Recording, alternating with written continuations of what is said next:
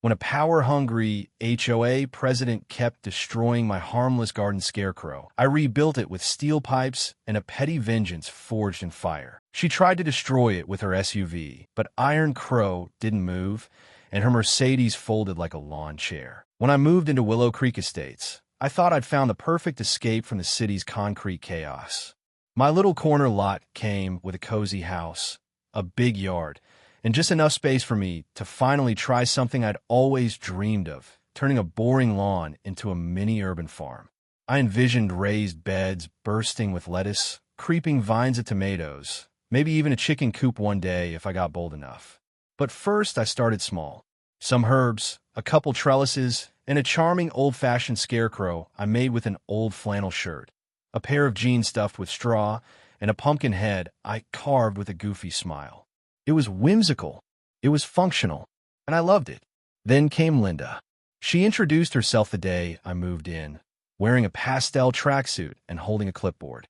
The sunglasses she wore reflected the sky and gave her the look of someone constantly judging both you and God at the same time. She said, "Welcome to the neighborhood," in the tone of a mall cop telling you to step away from the fountain. Her handshake was limp, but somehow still condescending. "I'm the HOA president. We take pride in order here." At the time, I smiled and nodded. I thought she was just trying too hard. Boy, was I wrong. The first warning came a week later. She left a note on my door in a plastic sleeve like it was a parking citation. "Your sunflowers in the front yard violate aesthetic consistency standards." Aesthetic consistency? They were just flowers, bright, cheerful, happy little things. I ignored the note. 3 days later, the sunflowers were gone. I found them uprooted, laid in a pile by the trash bins. I knocked on Linda's door, but no answer. The security camera footage from my porch showed her doing it herself, wearing gardening gloves and a look of righteous fury. I brought the video to the HOA office, which, hilariously, was just a back room in her house. The guy behind the desk just blinked slowly and said, "We try not to escalate neighbor disputes."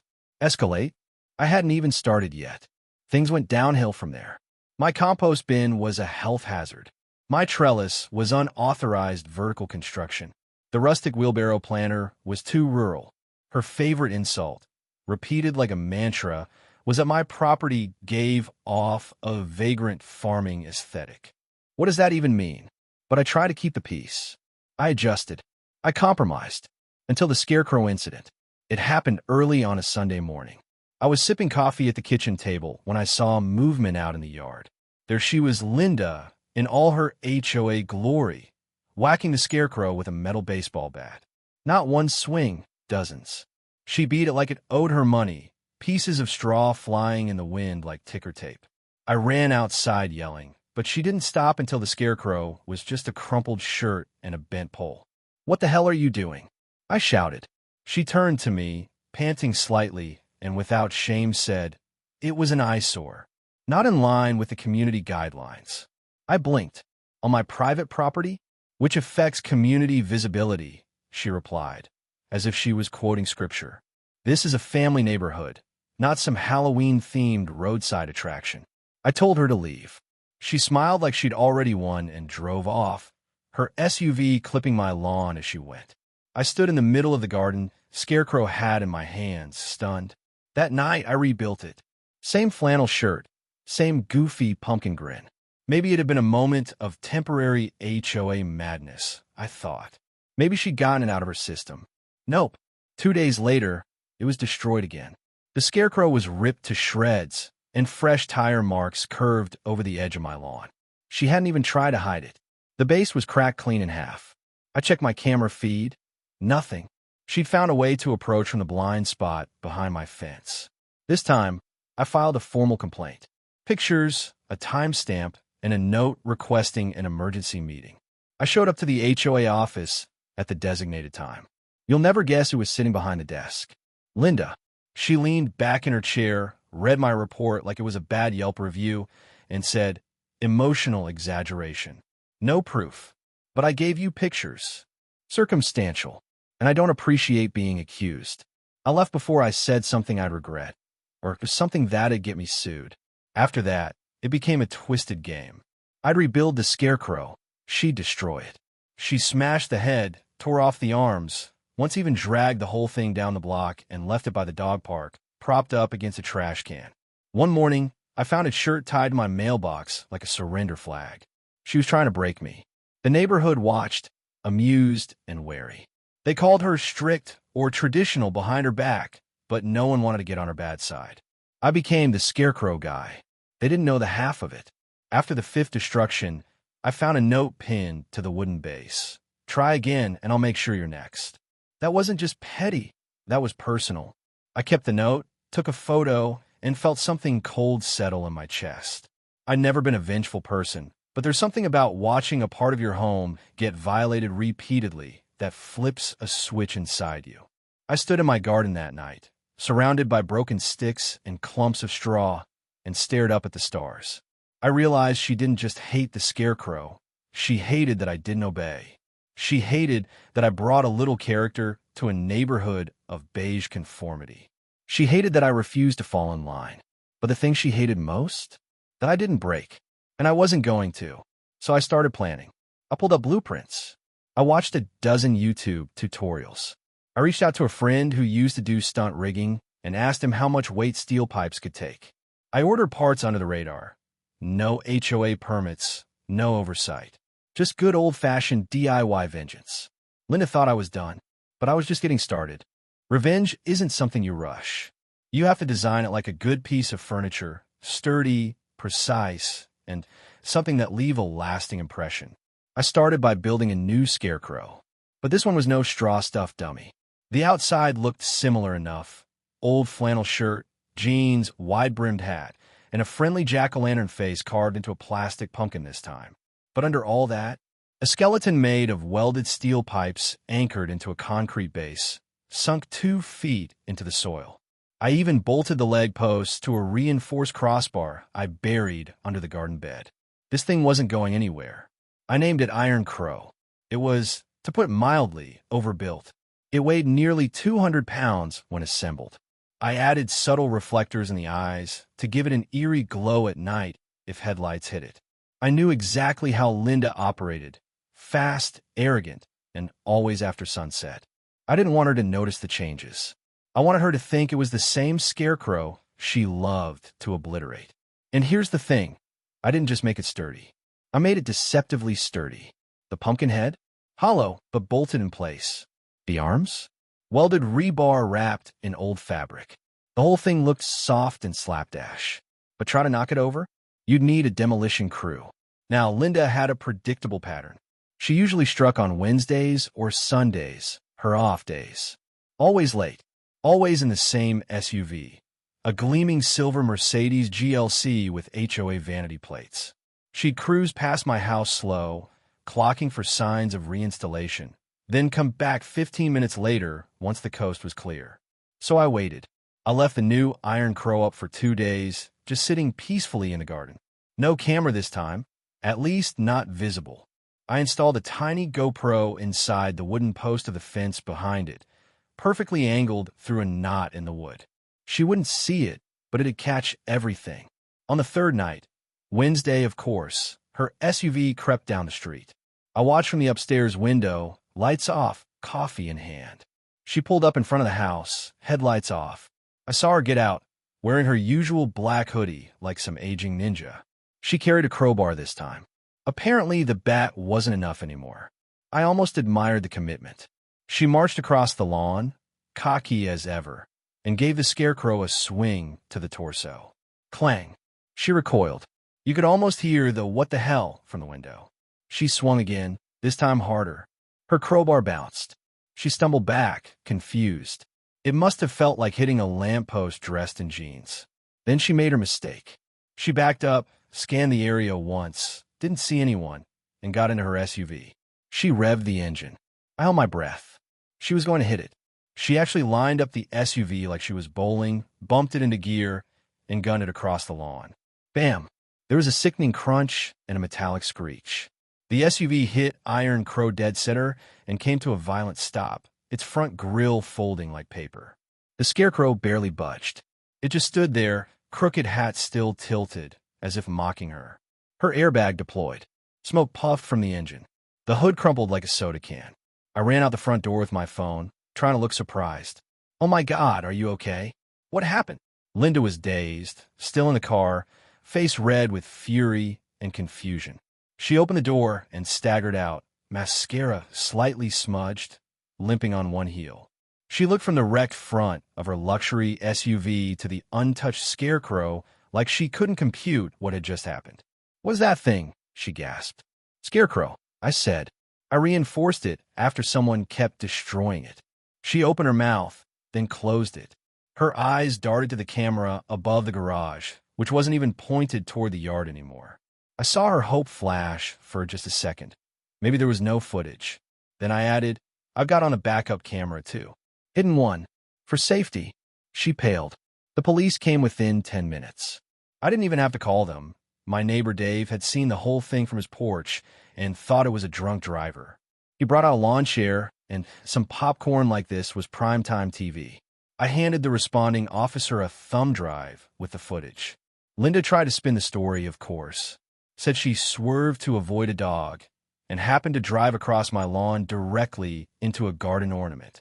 The officer didn't buy it, especially not after I showed them the crowbar she'd dropped by the base of the Scarecrow, along with the history of complaints I'd filed. By the next day, everyone in the neighborhood had seen the footage. Dave posted it to a private Facebook group. It went semi-viral among our zip code. HOA Karen meets the Iron Crow was the caption. The comments were savage. Turns out, I wasn't the only one she'd harassed. My trap didn't just catch her in the act, it opened the floodgates. Others came forward. Stories of ripped-up flower beds, unsanctioned threats, fines for things like having a pink flamingo on a porch. Someone even claimed she once measured their grass with a ruler. Linda tried to claim it was all lies. She called an emergency HOA meeting to defend herself. Only 3 people showed up. By the end of the week, she'd been removed from the HOA board entirely. Apparently, that hadn't happened in 10 years. She'd been a tyrant for so long. People had forgotten she wasn't untouchable. Her SUV? Totaled. Her reputation? Worse. As for Iron Crow? Still standing. I added sunglasses to it. A little tribute. And just in case she got any ideas, I installed a second Scarecrow next to it. Smaller, made entirely of PVC pipe with a sign that read, "Break 1, 2 more shall rise." People started leaving little offerings by the garden. Mini pumpkins, thank you notes, even a small flag that said, "Vigilant but rustic." I never saw Linda walk down our street again. You'd think the saga ended with Linda's Mercedes folded around Iron Crow and her quiet removal from the HOA board. But legends don't die so easily in the suburbs. What I didn't realize at the time was that I hadn't just won a petty turf war. I'd accidentally sparked a kind of local folklore. After the incident, neighbors who'd never so much as waved before started dropping by. A retired couple 2 doors down brought over a pie and whispered, "We've been waiting years for someone to put her in her place." A teenager who skated past my house every afternoon fist bumped me and called me the Scarecrow King. I laughed, but the nickname weirdly stuck. It made the rounds in our community group chat and even showed up as a custom Halloween decoration someone 3D printed, a tiny Iron Crow holding a HOA violation notice. The neighborhood changed, slowly but noticeably. People got bolder with their gardens. The family on the corner painted their mailbox bright teal and added flamingos to the lawn. A house that had been stuck in beige purgatory for years suddenly had hanging plants and colorful porch lights. One guy started flying pirate flags on weekends. It was like the fear had lifted. Linda, meanwhile, vanished from our block like a ghost. Her house sat dark for a few weeks, blinds closed, no activity. Rumors swirled. Some said she'd moved. Others claimed she was still inside, seething, planning her return. I didn't much care. She was no longer my problem. Then came the letter. It arrived 2 weeks after the incident in a crisp white envelope slid under my front door. No postage, no return address. Inside was a single sheet of paper printed in bold Arial font, because of course it was.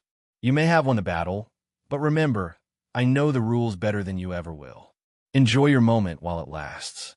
I smiled and slid the letter into a file marked petty threats. Then I emailed it to the HOA's new interim president, a surprisingly chill woman named Tanya, who openly hated Linda's reign. Tanya just wrote back, "File under irrelevant." Life settled into a new rhythm. My garden flourished. The scarecrows stood firm, warding off crows and would-be vigilantes. But I didn't stop there. Inspired by Iron Crow's success and admittedly enjoying my new status as neighborhood defender, I started working on additional upgrades. A mailbox that records voice messages if tampered with. A motion-triggered sprinkler system for the side yard. I even rigged up a decoy crow on the roof that would swivel when someone walked past a sensor on the path. They call me paranoid. I called it preparedness. A month later, I got a knock at the door from a reporter. Turns out someone in the neighborhood had submitted the Iron Crow footage to a local news station. The reporter wanted to do a piece on creative self-defense against HOA abuse. I agreed on one condition: no real names. I didn't want Linda coming after me with some obscure zoning clause. The story aired the following week and blew up online. Suddenly, I was getting messages from across the country. People sent photos of their own Iron Crow tributes, asked for blueprints, even offered to buy scarecrows from me. One guy from Oregon sent me a handmade patch that said Crow Crew with a cartoon scarecrow flexing a steel arm. I ironed it onto my work jacket. It was ridiculous and awesome. The HOA, under Tanya's guidance, started rewriting the bylaws. Voter participation skyrocketed. We finally got a committee that actually represented the people who lived here. Linda's old non-compliance list was burned in a fire pit during the 4th of July block party, which, yes, was hosted on my lawn. Iron Crow got his own seat at the party with sunglasses, a tiny beer can, and a paper hat. People lined up to take photos with it like it was a celebrity wax figure. It was a kind of celebrity now. Someone made a TikTok using the footage, complete with dramatic music and a voiceover that said, "In a world where one woman destroyed dreams, one man built vengeance from steel." It got 1.4 million views. Comments poured in. Justice. Finally. This is the kind of petty I aspire to. Iron Crow for president.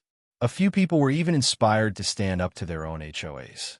I got messages like, "Thanks to your scarecrow, I finally told my board to shove it." I wasn't a hero, obviously. I just hated being bullied. But it felt good to know other people found courage in it. Linda's house eventually went up for sale. The listing was vague. Charming home in evolving community. Former HOA president. The realtor tried to play it neutral. The neighborhood didn't.